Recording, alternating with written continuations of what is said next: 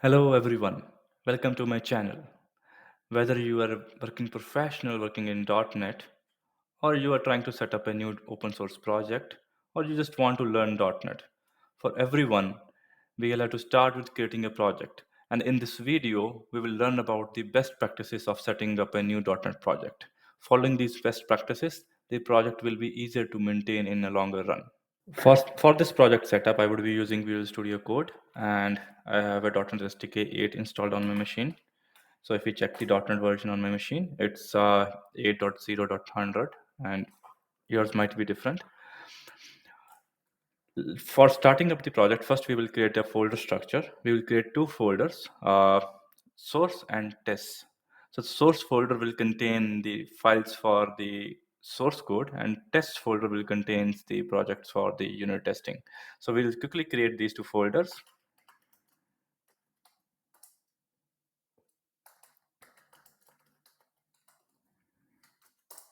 Yeah.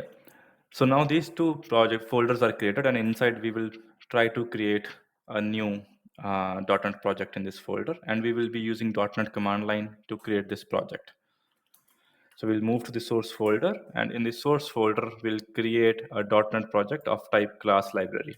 So this is the command. So we'll create a project with the name vehicles. It's just a sample project and we'll see the project will get created in some time. Yeah, so now project creation has been successful. Now we will move to the tests folder and we will create another project for our unit test. So I'm using MS Test unit testing framework. So now these two are created and let's quickly go through the files. If we see, we will see some files, class files and unit testing and these files. So now this is a very basic schema of a .NET project. Like you have source folder and the test folder. Now, when you are working in an open source world or you're working across the teams, everybody doesn't have the version of the .NET SDK installed on this machine. And you might need a certain specific version. So this can be managed using the global.json. So we'll just create a new file, JSON. Yeah. So in this global.json file, we will be defining the version of the SDK which we will be using. So it can be simply defined using this. So we will be using version 6.0 because 6 is a long-term support version of .NET. So we will be using this version in our project. And anybody who is using this project, they will not have to install this version. .NET will take care of this one. And now another important aspect is NuGet configuration. So every project will have to pull certain NuGet packages. So we'll go through the NuGet packages in details and down the line. But we can define a NuGet.config. So if we create a NuGet.config, and in this NuGet.config, we can simply define what is our NuGet configuration. So in this, we have just defined a very simple package source, which is a public NuGet org package source. You can have multiple package sources or your own private package source. So this will tell .NET to pull the packages from this package source. This is just a best practices of managing if you have multiple package sources for your NuGet project. So now with this tool defined, we will now jump on to some other configurations of this project. Now there is something called as traversals. Microsoft has released a SDK which is known as traversals SDK, which you can use to manage the traversals in your project. So what a traversal is.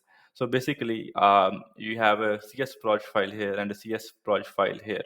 Now to build this project, you will have to go through the source, vehicles, and CS build this project. And this, if you have to build this project, you will have to traverse to this directory. And similarly, there can be multiple projects within this. This can be managed by a solution file as well, but we will come to that later of managing a solution file. But dir.proj or traversal is an important aspect of creating a good .NET project. So we will just quickly create a dir.proj. First, we will create a dir.proj in our source folder. So we'll create it at every step. So dirs.proj. This is not necessary, but it just creates a project with a good structure. So in this case, in this dir.proj, we have added vehicles.cs.proj, rcs.proj in this dir.proj. And similarly, we will create another file here, and we will quickly, I will quickly paste the contents. Yeah. So here I have added the vehicles.test.dir.proj. Now I'll create one dir.proj at the root folder,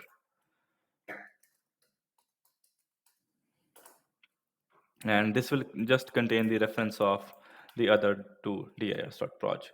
So now all of these projects are linked, and now if I have to simply build this project, I will do .net build dir.proj, and it will build the projects in sequence. Oh, if you get this error, because .net was not able to find this SDK.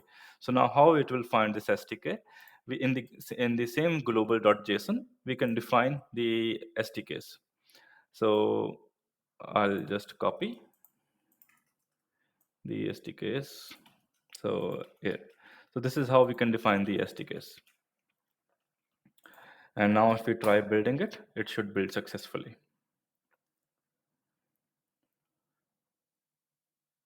Okay, so now our project has built successfully, and we have added the traversals to our project. And now another important aspect of the .NET project is the NuGet packages. You can have multiple projects. Like here we only have two, but you can have multiple, and every project will have NuGet references. What is a NuGet reference? It is a package, external package that you will reference in your project. It can be anything. So for example, in this unit test project, we are referencing to some ms test adapter and a test framework for our unit test framework. Now, as the project and code grows, these references increase and they become too difficult to manage.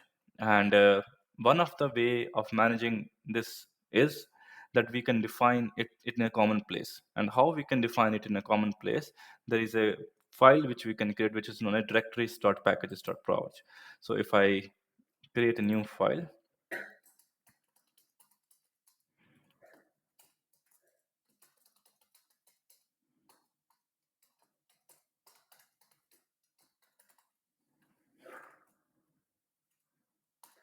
okay, so now we have created this file, and the content of this file would be very simple.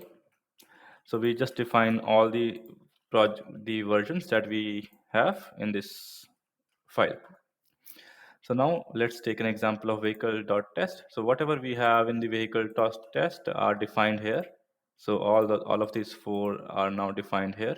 So we can simply remove versions from this file. So all the versions will be centrally managed in an external file, and this will just contain the empty reference.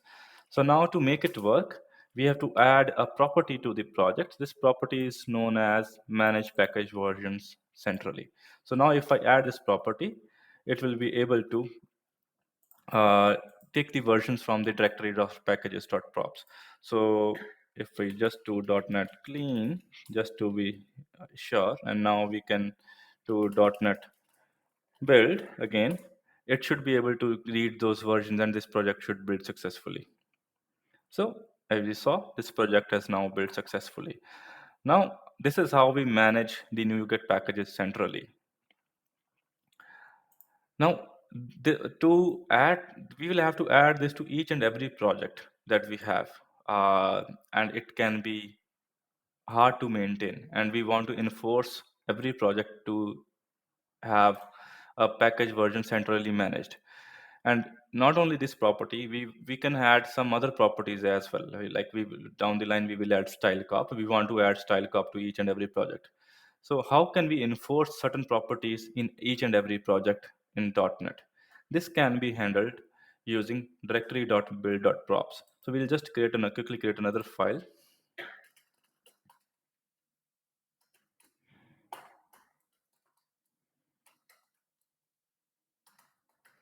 Yeah.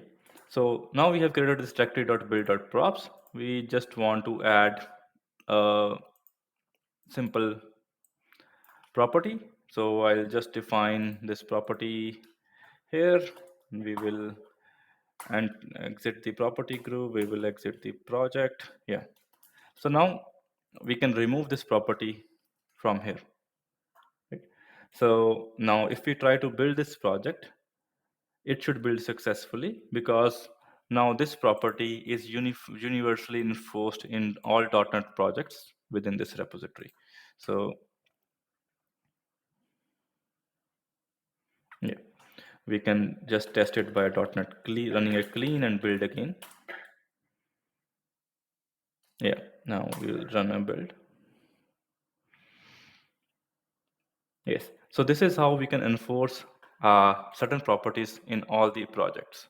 So this is a basic concept of directory.build.props, and we can similarly we can have nested directories.build.props. For example, if we want to apply certain settings only to source folder or only to test folder. Let's take an example of applying some properties to test folder. For example, every test project will need these references always, almost always. So now we don't want to define in each and every project. So now what we can do, we can define a file at this level, directory.build.props, and if you can see, we have defined all those references here, and then we have our is packageable, is publishable, and even we have defined a .NET framework here. So now we don't need to define anything here. So it can be an empty CS proj. Yeah. And now if we do a .NET clean and build, it should still build successfully.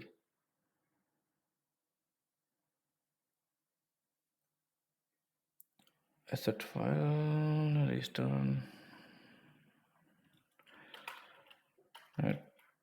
build.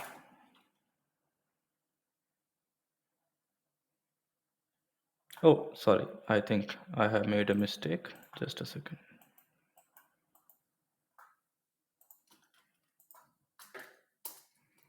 Okay.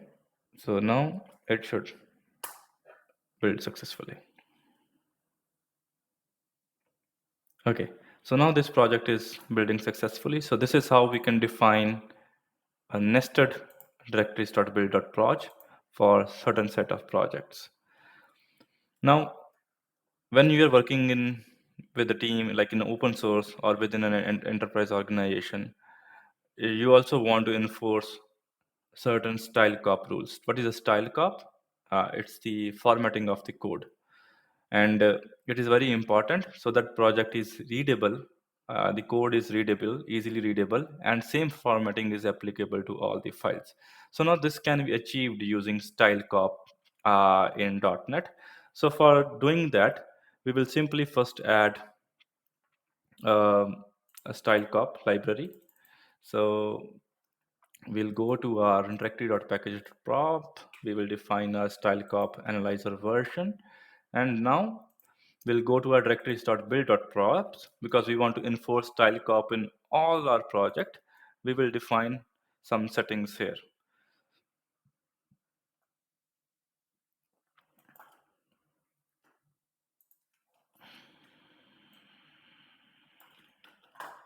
Okay. So now we'll also have to create a new stylecop.json.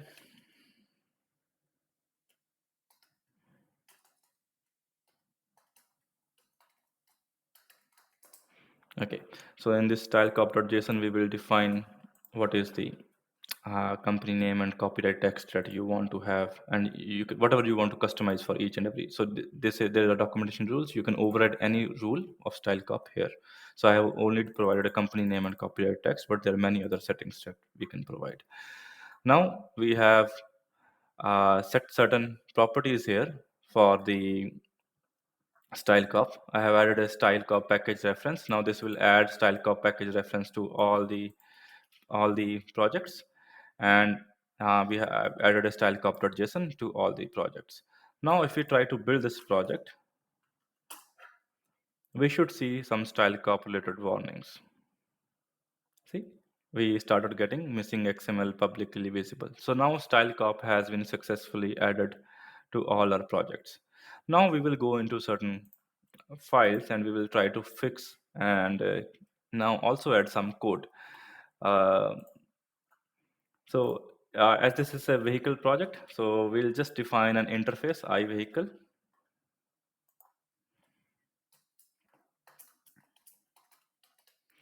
And we will define one implementation of this, which is a car. So if we see, the vehicle has two methods, start and drive, and car is the implementation of a vehicle, which has start and drive and some small implementation of start and drive. So basically what this checks is if the car has not started, it will not drive. It's a very simple implementation. Now we will try to write a unit test for this one. So for writing a unit test, we will first have to add a package reference for our project, and we'll just add the project reference of our vehicles project. We have added it successfully. Now we will just write a unit test, and I already have a unit test written for this ready. So let me copy and paste it quickly.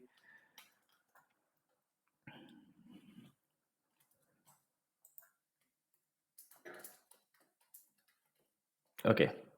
So now in this unit test, I have taken care of all the style cop errors. So now if we simply build this project, it should build successfully. Yeah. So now when we are building this project, it doesn't execute the unit test. Now how to execute the unit test? So for that, .NET test dir.proj, and it should execute the unit tests now successfully. Okay, so we'll see we have 3 unit tests, all of them passed.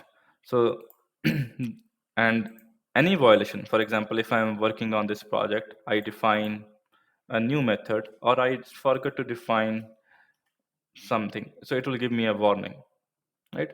And if anybody tries to build this project now, they will get a style cop warning in the build, and this will enforce it to these warnings to be resolved. And to enforce these warnings to be resolved, we can enforce in directory.build.props. And if we go to our directory.build.props, we'll see that if the configuration is equal to release, and we will treat warning as errors. So what this means is if we are building this code in a build pipeline with the release configuration, which is an actual build, so all these warnings will be treated as errors and this build will fail. No one will be able to check in a code or push a code with the style cop warnings. Now we have a, a very nice project structure and a setup with all the required details added. Now what we want to do is we want everyone to build this project, right? So now building this project has multiple commands, like someone we'll have to do a clean, we'll have to do a .NET build, and we also want to generate a report of the unit test, a very nice report of unit test, and which can be done using coverlet. This library was already added by default when we created this project, so coverlet. So now we want to do all that stuff, and now everyone will have to execute those commands in the repository to do that stuff. Now, we can add a build file which everybody can use and simply build that project, and it will also create that report. So now we'll just create a new file. Okay, so now build.ps1, I'll just quickly copy the content of this file and we'll um, before before I'll go through this file. So we'll go through the steps of this file. I'll explain this section of the uh, this script later, and we'll jump on to the other sections. So this will first do a .NET restore. It will restore all the packages of this project. Then it will do a .NET build, which will build this project.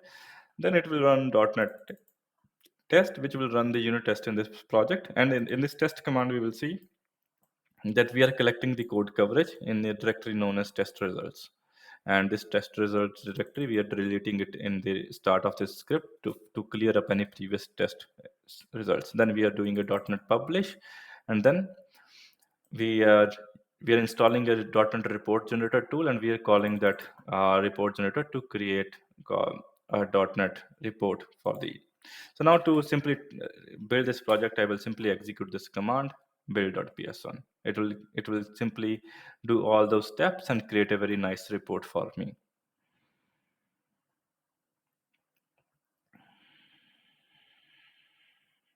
We'll have to just wait for a moment.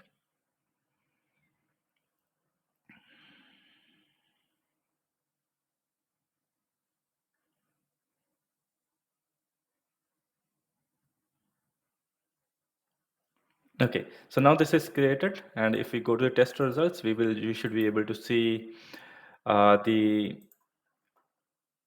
the report is generated. So if I go to this folder and I open this file, and let me bring it up here, and we will see there is a very nice report that has generated, and it has the vehicle sort car, and it shows the client coverage and the code coverage and everything. So this is how we can collect the code coverage. Now we will come to the solution file. Solution file, not everybody will be using Visual Studio Code. Some people might be using Visual Studio, and for that you need solution file. And what happens if you have a solution file checked into the project? Everybody might be having a different version of the Visual Studio. So if there is a different version, the solution file doesn't work across different major versions. So we need a way to generate the solution file from scratch. So what we will do, we will delete this solution file. We will there is a NuGet library known as Microsoft slngen. So we'll simply add that library here. Let me copy that library real quick.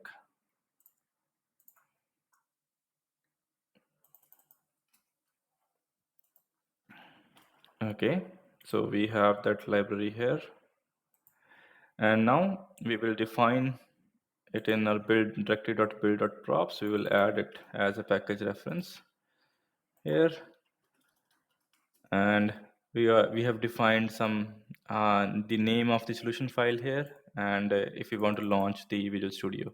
And now going back to the our build script had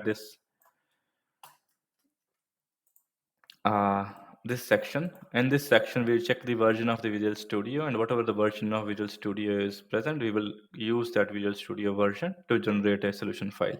So now if we do a build.ps1, it should generate a Visual Studio solution file on that machine, and anybody who wants to use Visual Studio, they should be able to execute this.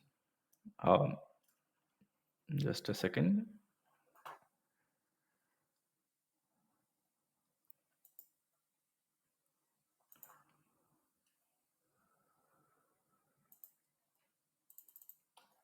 Directories.packages.props, directories.build.props.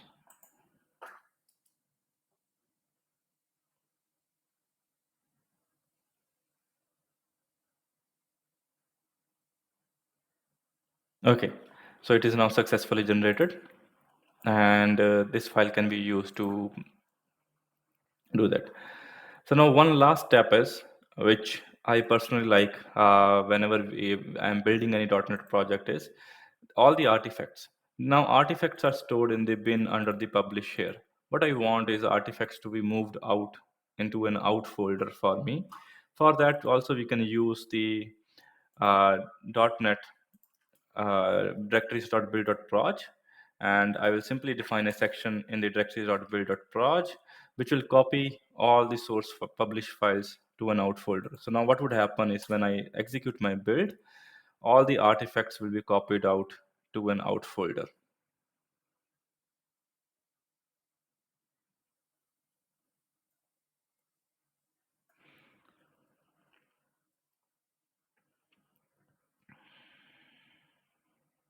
Okay, as we see here, we see all the artifacts copied here, whether it's a NuGet, in this case it is just a TLL, so these TLLs are now copied to this out folder.